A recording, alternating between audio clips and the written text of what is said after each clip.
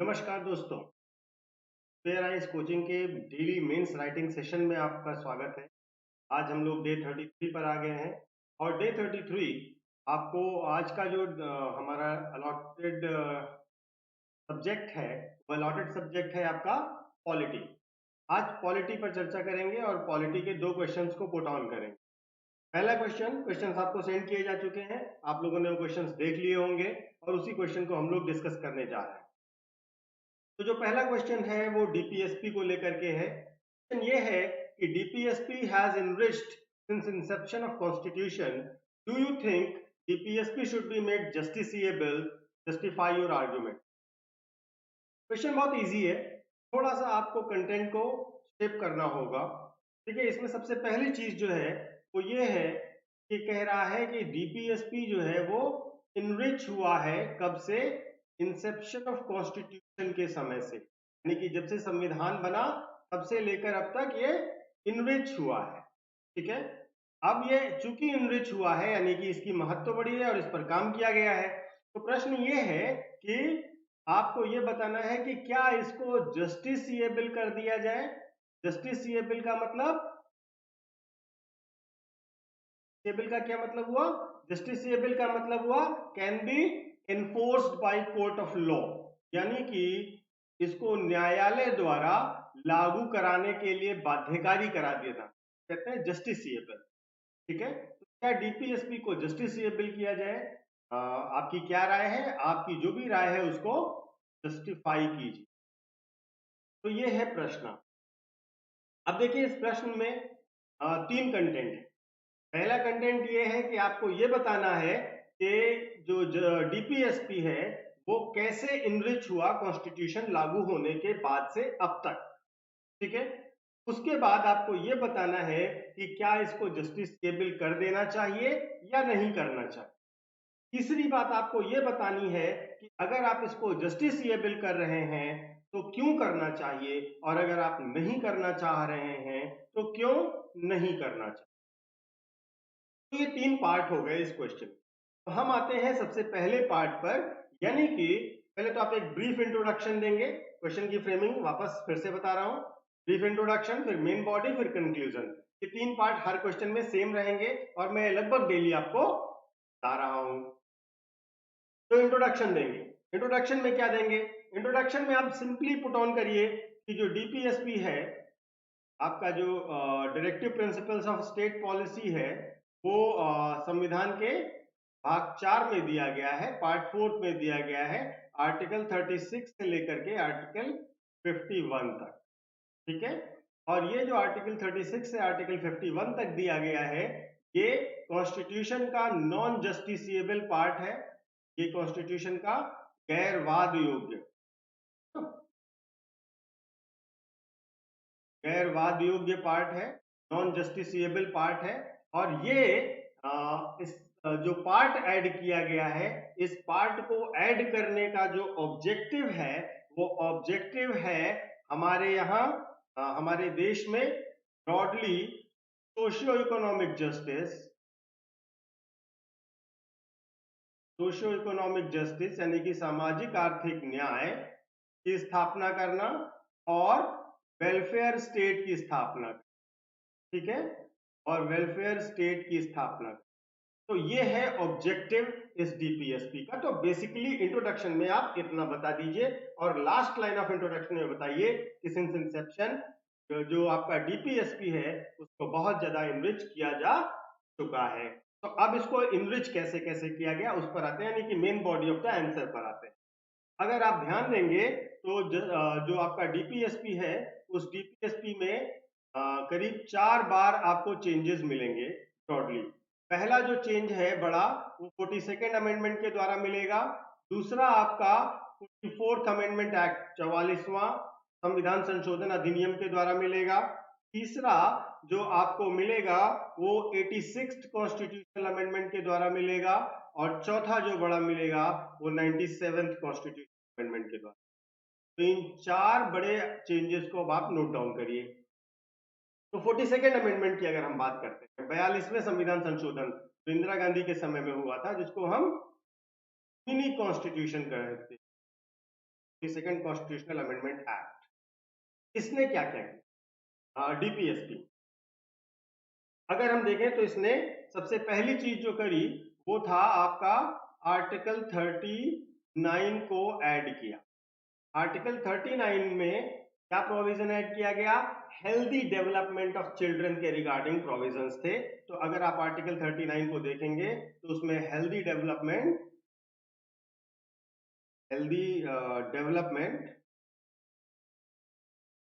Of children,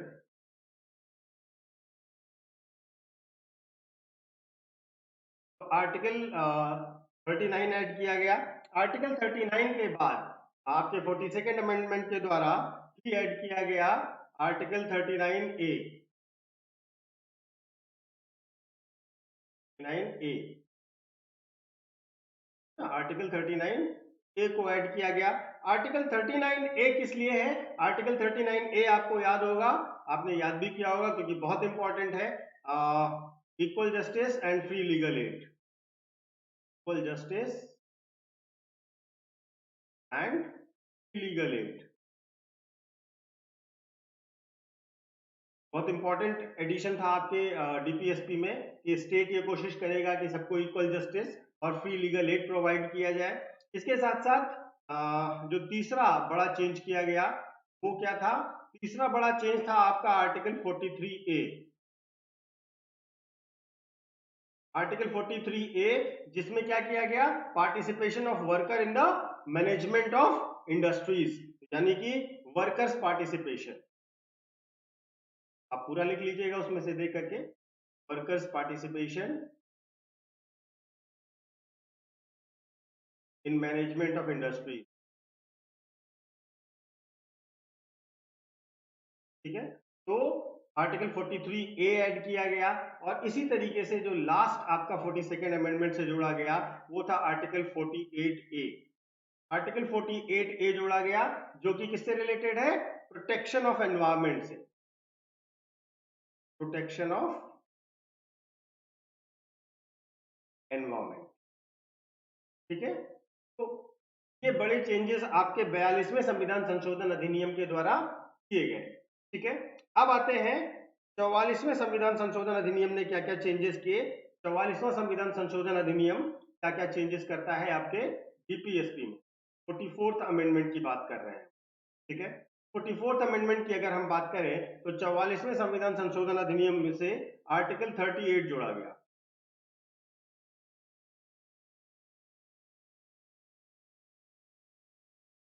आपका क्या? Article 30।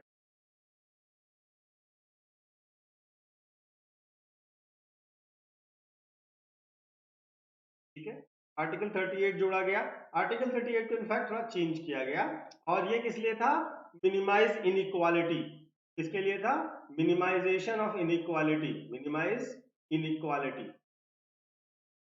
Inequality को किस रेफरेंस में मिनिमाइज करना था? Income, status, facilities, opportunities. आप आर्टिकल 38 पढ़ेंगे तो उसमें मिल जाएगा।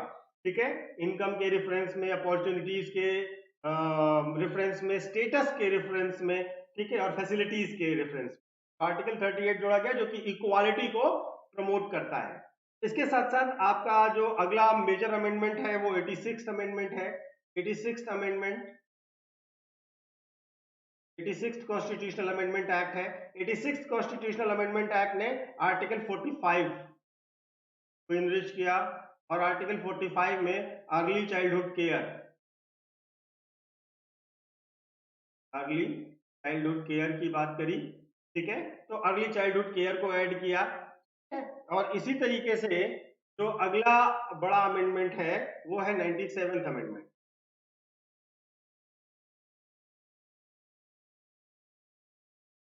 97th अमेंडमेंट, 97वां अमेंडमेंट, और इसने क्या किया? इसने आपका जोड़ा 43B, आर्टिकल 43B को जोड़ा। आर्टिकल 43B किसके लिए था? आर्टिकल 43B था कोऑपरेटिव सोसाइटीज के मैनेजमेंट और प्रमोशन के लिए। तो यहां से जोड़ा गया आपका कोऑपरेटिव सोसाइटीज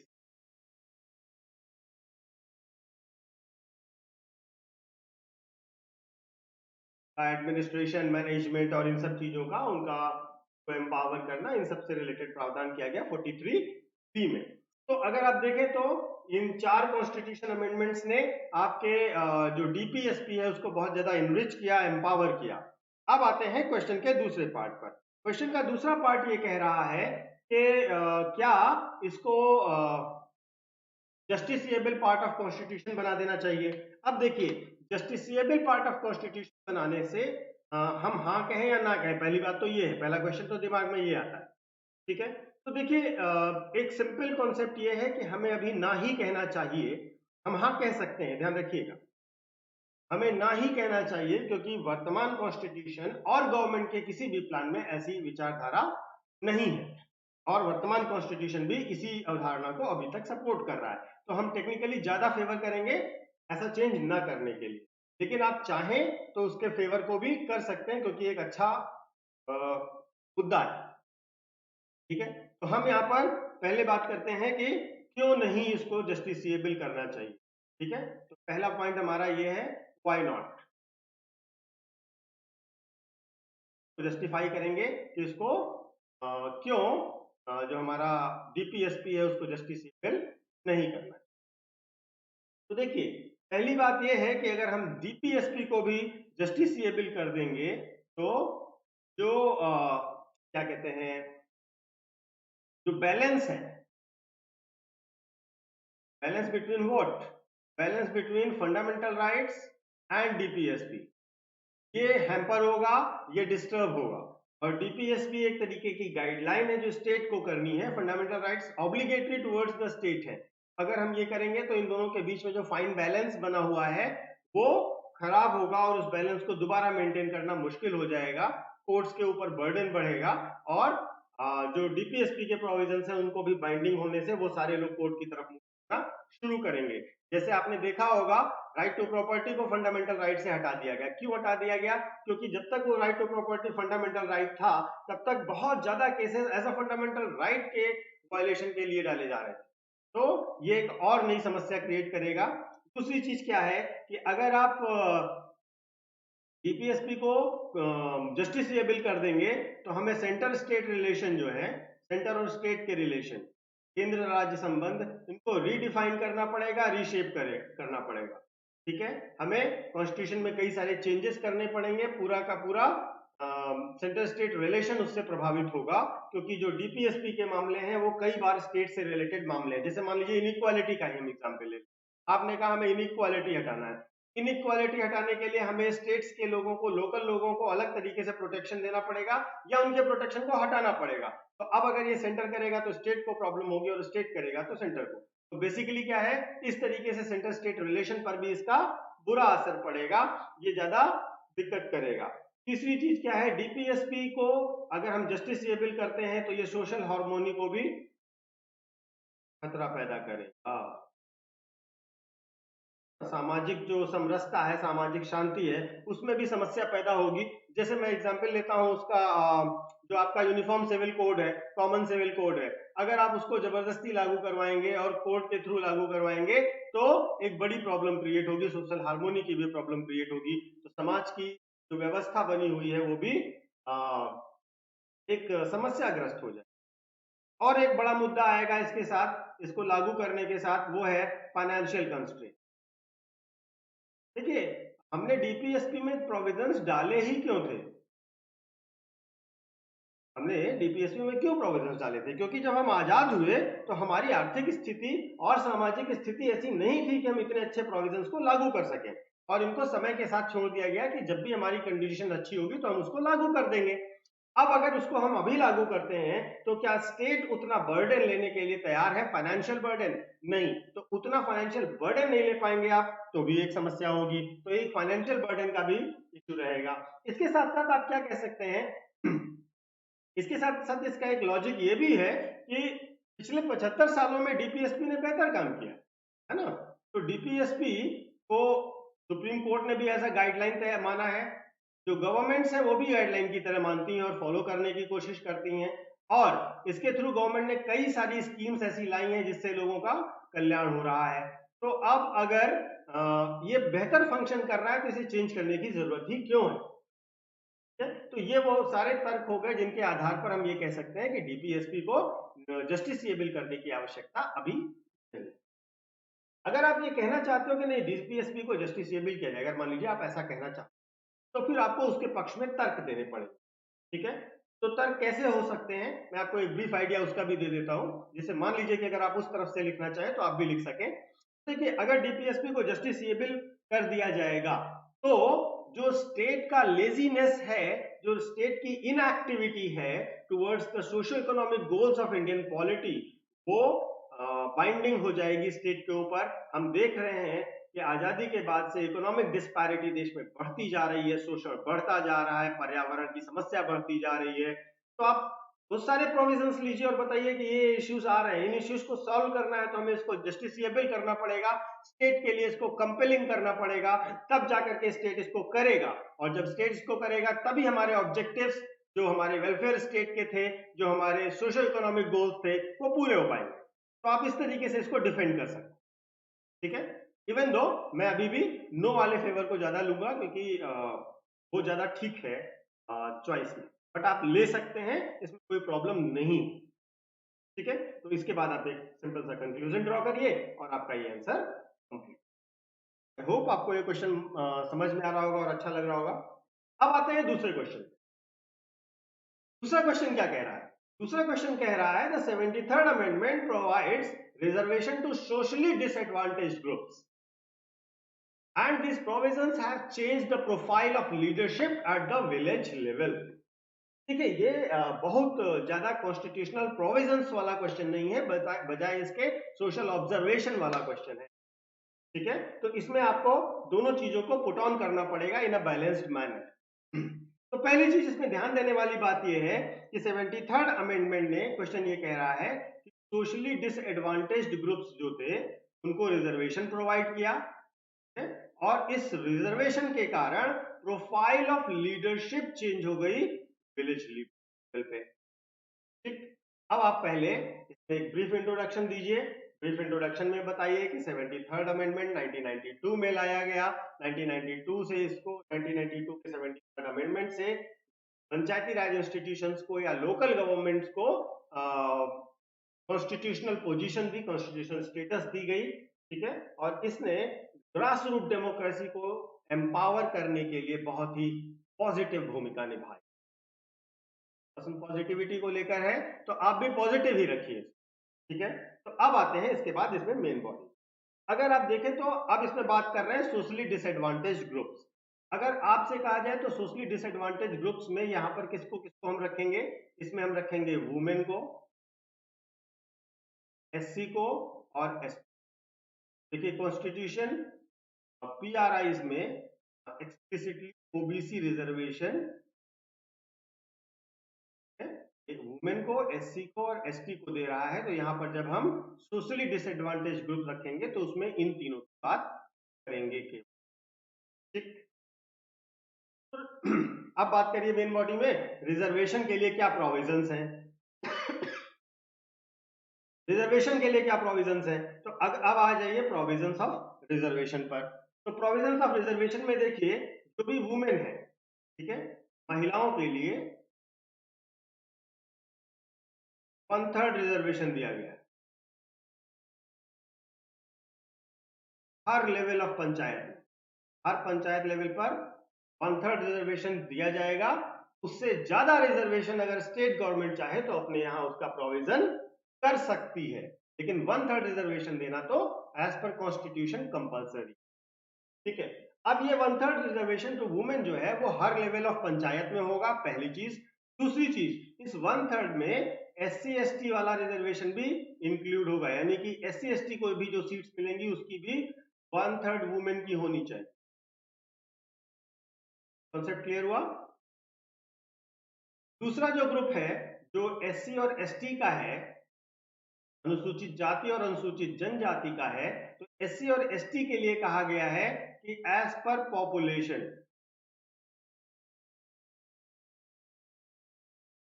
जो पंचायत एरिया है उसमें उनकी जितनी पॉपुलेशन होगी उसी के हिसाब से, उसी के रेशियो में इनको रिजर्वेशन दिया जाएगा।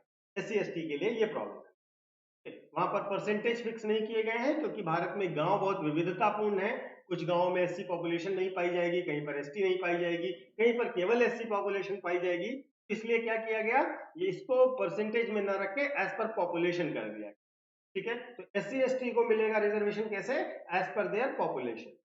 अब ये तो कॉन्स्टिट्यूशनल प्रोविजंस हैं। इसके साथ साथ जो एड ऑन किया गया है वो ये है कि जो स्टेट गवर्नमेंट,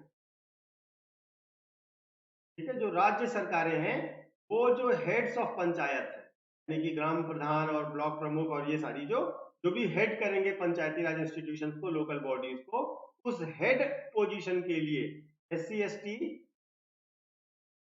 या वुमेन का रिजर्वेशन कर सकते, महिलाओं का रिजर्वेशन कर सकते हैं हेड ऑफ द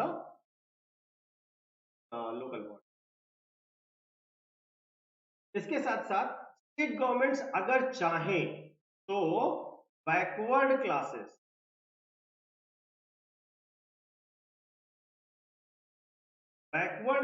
को भी हेड वाली पोजीशन के लिए रिजर्व कर सकते हैं। इसका एग्जाम्पल आपके पास है झारखंड। ठीक है, झारखंड में ऐसा प्रोविजन स्टेट गवर्नमेंट ने कर रखा। तो इस तरीके से अगर स्टेट गवर्नमेंट चाहती है तो इन पिछड़े वर्गों को, इन डिसएडवांटेज सोशल ग्रुप्स को रिजर्वेशन दे सकते। तो ये तो हो गया क्वेश्चन का वो पोर्शन जो ये कह रहा है कि जो रिजर्वेशन है बैकवर्ड क्लासेस को, वो क्या क्या है। अब आते हैं कि इसके इम्पैक्ट्स क्या हुए या इसने किस तरीके के चेंजेस लाए। तो अगर हम अब इसमें पॉइंट टू पॉइंट बात करें, तो अगर हम वुमेन की बात कर रहे हैं, जिनको 33% रिजर्वेशन दिया गया है, जिनको 33% रिजर्वेशन दिया गया है, आप देखेंगे women's participation in policy making and in gram panchayat बहुत तेजी से इंक्रीज हुआ है। इनिशियली रिजर्वेशन के तुरंत बाद ये उतना एक्टिव नहीं था, लेकिन अब महिलाएं बढ़ चढ़ करके पंचायत के कामों में, पंचायत की हिस्सेदारियों में भाग ले रही हैं। और उसके साथ साथ अगर हम डेटा वाइज बात करें तो कुछ जो मान के चलिए 30.41 लाख इलेक्टेड रिप्रेजेंटेटिव में से 13.74 लाख इलेक्टेड रिप्रेजेंटेटिव वुमेन है। का मतलब क्या हुआ कि अराउंड 42% इलेक्टेड रिप्रेजेंटेटिव जो है वो वुमेन है। ये वुमेन्स की बढ़ती हुई सहभागिता दिखा रहा है पंचायत में, लोकल गवर्नमेंट। ठीक है, तो ये डेटा ये बताता है कि महिलाएं कितना तेजी से पंचायत एरियाज में पार्टिसिपेशन कर रही हैं और एक बेहतर शासन दे रही हैं, क्योंकि अगर वो बेहतर नहीं देती तो उनका इलेक्शन नहीं होता। वो सेंसिटिव है towards the problems of the panchayat area. अगर आप इसके एग्जांपल्स और केसेस भी डालना चाहें तो कई सारे आपको प्रधानों के बारे में मिल जाएगा, महिला प्रधानों के बारे में, जिनको बड़ी बड़ी इंटरनेशनल एजेंसीज ने सम्मानित भी किया है। तो आप बता सकते हैं कि इनका पार्टिसिपेशन, इनकी एक्टिविटी, इनका रोल बहुत तेजी से बढ़ा है। और ये वुमेन एम्पावरमेंट का एक क्लासिकल एग्जाम्पल है जिसमें इस रिजर्वेशन ने बहुत बड़ा रोल प्ले किया है। इसी तरीके से एससी एसटी में भी कास्ट कॉन्शियसनेस आई है, अवेयरनेस आई है, स्ट्रेंथ आई है, और वो अपना active role in panchayat play कर रहे हैं। इसके लिए भी आप केस ले सकते हैं फॉर एग्जाम्पल। ठीक है, तो इस तरीके से उनका पार्टिसिपेशन भी इंक्रीज हुआ है, उनके अंदर कॉन्फिडेंस आया है, और वो अब अपनी भूमिकाओं को बहुत ही पॉजिटिवली प्ले करने की कोशिश कर रहे हैं। तो इस तरीके से आप इसका भी कोई केस ले करके डाल सकते हैं। तो ये हो गया पंचायत के जो वीकर सेक्शंस ऑफ सोसाइटी हैं उनके लिए क्या क्या रिजर्वेशन ने फायदे दिए। ठीक है, अब आप एक कंक्लूजन ड्रॉ कर सकते हैं। कंक्लूजन में आप ये बता सकते हैं कि भाई देखिए ऐसा है कि जो इनिशियल लेवल पर था वहां पर जरूर हम लोग ये कॉन्सेप्ट सुना करते थे, पंचायत पति होगा, सॉरी प्रधान पति होगा जो पंचायत के सारे काम देखेगा, वुमेन पर्दे में रहेगी, दलितों को केवल नाम मात्र का इलेक्ट किया जाएगा, वो उनके पीछे जो बैकिंग होगी वो किसी सवर्ण की होगी। इस तरीके के क्रिटिसिज्म सुनने को मिले, लेकिन समय के साथ साथ अब वो रियल और एक्टिव रोल प्ले करने लगे हैं। सोसाइटी में बहुत सारी अवेयरनेस और कॉन्शियसनेस आई है जिसने इन लोगों के एक्टिव रोल ये रियल प्रॉब्लम्स फेस कर रहे होते हैं और ये रियल प्रॉब्लम को ग्राउंड लेवल पर सॉल्व करने का भी बहुत अच्छा प्रयास कर रहे हैं, इसलिए इनकी भूमिकाएं बहुत ही पॉजिटिव हो गई हैं। इस तरीके से आप इसको कंक्लूड करिए और इस तरीके से इसको आंसर को आप फ्रेम कर सकते। इस तरह से अगर हम देखें तो हमने ये दोनों क्वेश्चंस आपके करवा दिए और मैं समझता हूं कि आप इन दोनों क्वेश्चंस को करके बहुत अच्छे से लिख करके सबमिट करेंगे। कल हम लोग फिर मिलते हैं और कल जो है पॉलिटी ही रहेगी और कल पॉलिटी के अगले दो टॉपिक को हम लोग डिस्कस करेंगे। मेरे ख्याल से इतना सफिशिएंट है आपके लिए। Thank you so much.